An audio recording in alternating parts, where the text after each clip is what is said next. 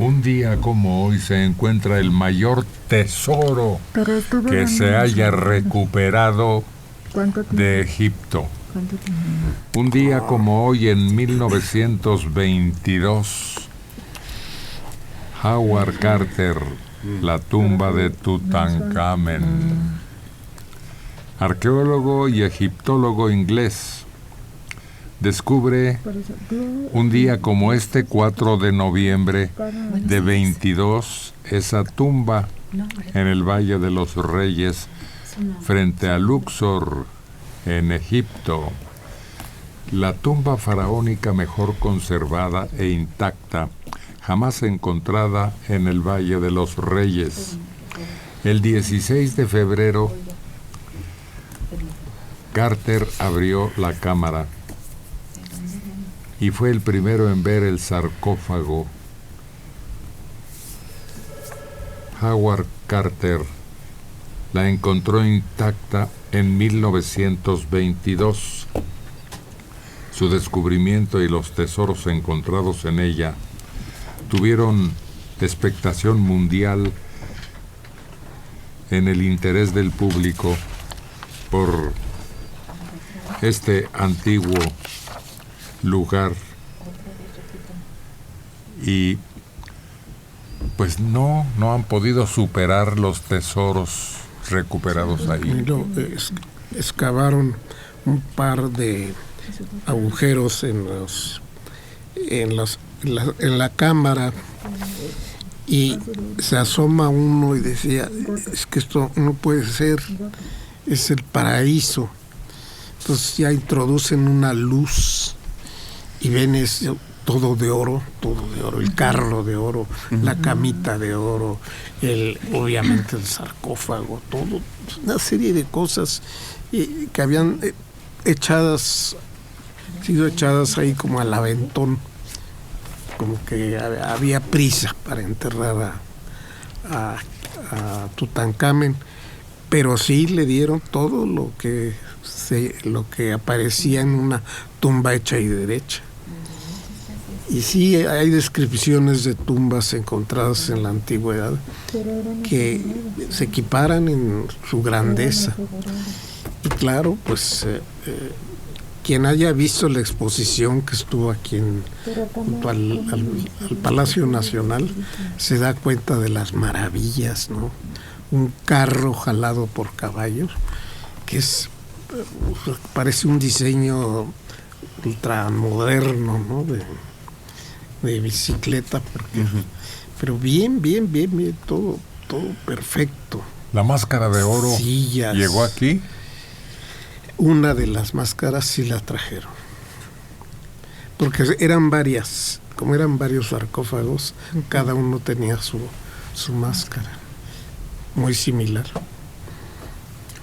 Como que en tantos sentidos no superamos a la antigüedad. Desde la filosofía de tantos, todo lo que se encuentra en Grecia, en Egipto, en Roma, la Roma antigua. Estamos como neófitos ante semejantes genios. Ellos iban a Egipto a ver las ruinas y los vestigios de civilizaciones antiguas. Quedaban asombrados, por ejemplo, ahí en el famoso Salón de las Columnas, el hipóstilos lo llaman, quedaban admirados porque los griegos jamás construyeron columnas de esa magnitud, ¿no? Fue uno de los sabios de Grecia,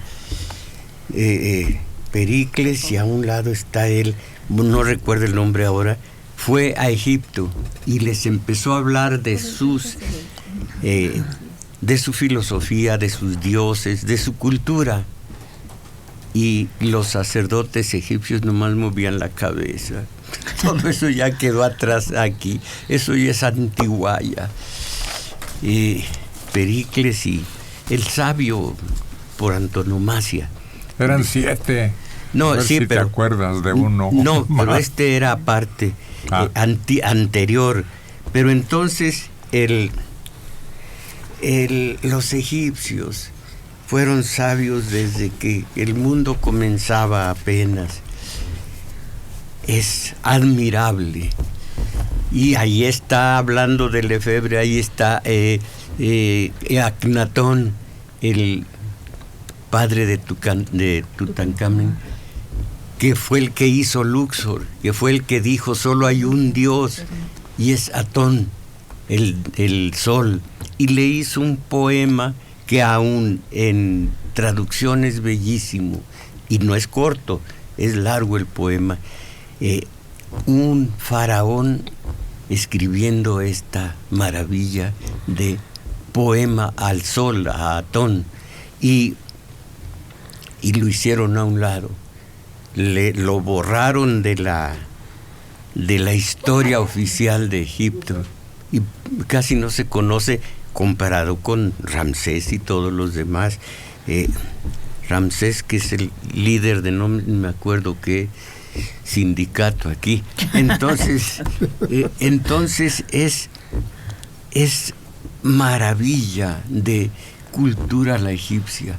Y pensar que el Egipto de ahora, como la Grecia de ahora, la de Cifras se llama el que era su primer ministro, en la crisis absoluta, crisis económica, pidiendo prestado, el monetario internacional poniendo condiciones como a nosotros, como a Chile, como ahora a Argentina. Entonces, eran maravillas, sobre todo Egipto. Después de eso, pues nosotros nada más hemos tartamudeado en la cultura, en la política, en la economía. Bueno, en la economía no, allí somos muy buenos, en Wall Street y demás. Pero yo admiro mucho, primero a los egipcios, su concepto de lo que era la muerte, el libro de los muertos. Es una magia absoluta. Ese concepto de poner en una báscula